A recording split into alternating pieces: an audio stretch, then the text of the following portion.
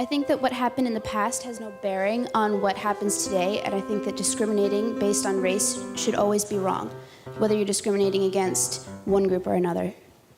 Just because our ancestors did something doesn't mean that that should have any effect on what happens with us today. All right, good. I'm sorry, your name is? Kate? Kate. All right, who has an answer for Kate? Yes. I just wanted to comment and say that... Tell us your name. My name is Mansour.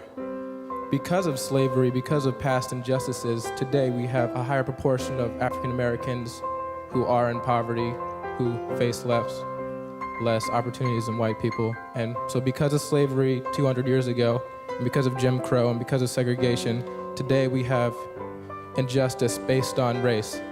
Kate? I think that there are differences, obviously, but the way to fix those differences is not by some artificial fixing of the result. You need to fix the problem. So we need to address differences in education and differences in upbringing with programs like Head Start and giving more funding to lower income schools rather than trying to just fix the result so it makes it look like it's equal when really it isn't. Yes. Well, with regard to affirmative action based on race, I just want to say that white people have had their own affirmative action in this country for more than 400 years. It's called nepotism and quid pro quo. So there's nothing wrong with correcting the injustice and discrimination that's been done to black people for 400 years. Good. Tell us your name. Hannah? Hannah. All right, who has an answer for Hannah? And just to add to Hannah's point, because we need now someone to respond. Hannah, you could have also mentioned legacy admissions. Exactly. I was going to say, if you disagree with affirmative action, you should disagree with legacy admission, because it's obvious from looking around here that there are more white legacies than black legacies in the history of Harvard University. And explain what legacy admissions are. Well, legacy admissions is giving an advantage to someone who has an arbitrary privilege of their parent having attended the university to which they're applying. All right, so a reply for Hannah. Yes, in the balcony, go ahead. First of all, if affirmative action is making up for past injustice, how do you explain minorities that were not historically discriminated against in the United States who get these advantages? In addition, you could argue that affirmative action perpetuates divisions between the races rather than achieve the ultimate goal of race being an irrelevant factor in our society. And tell us your name. Danielle? Hannah? I disagree with that, because I think that by promoting diversity in an institution like this, you further educate all of the students, especially the white students who grew up in predominantly white areas.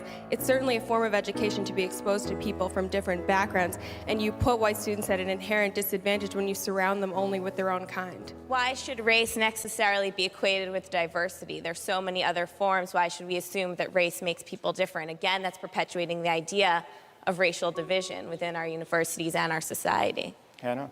With regard to African American people being given a special advantage, it's obvious that they bring something special to the table because they have a unique perspective, just as someone from a different religion or socioeconomic background would as well. As you say, there are many different types of diversity. There's no reason that racial diversity should be eliminated from that criteria. Yes, go ahead. Racial discrimination is illegal in this country, and I believe that it was African American leaders themselves, when Martin Luther King said he wanted to be judged not on the color of his skin, but by the content of his character, his merit, his achievements.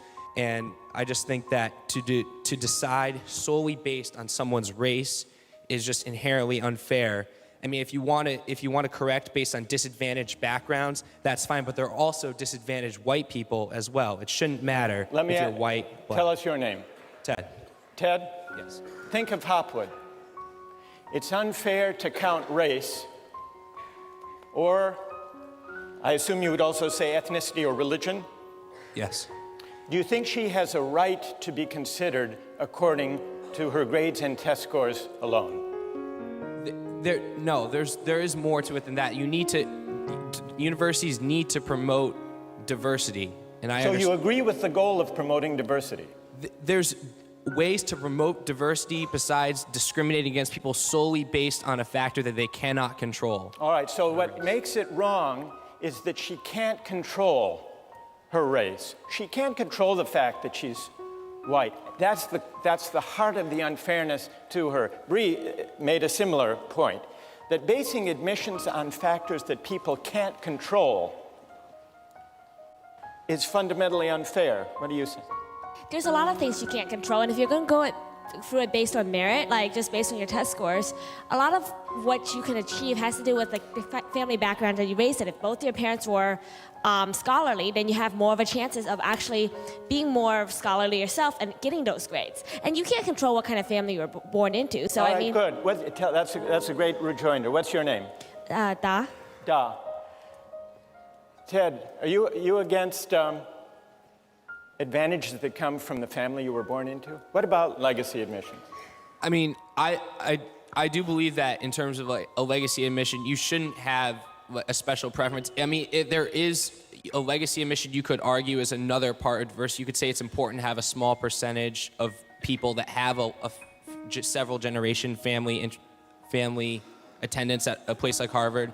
However, that should not be an advantaged factor like race. That should just be another part of promoting diversity. Should it count at all? I think that Alumni status, should it count at all, Ted? yes, it should count. All right, I want to step back for a moment from these arguments. Thank you all for these contributions. We're going to come back to you. On Thursday, June 29th, 2023, the Supreme Court outlawed affirmative action as unconstitutional. Less than 2 months later, it is still too early to know how this will impact diversity enrollment in education. Do you agree with the Supreme Court's decision? Let me know in the comments.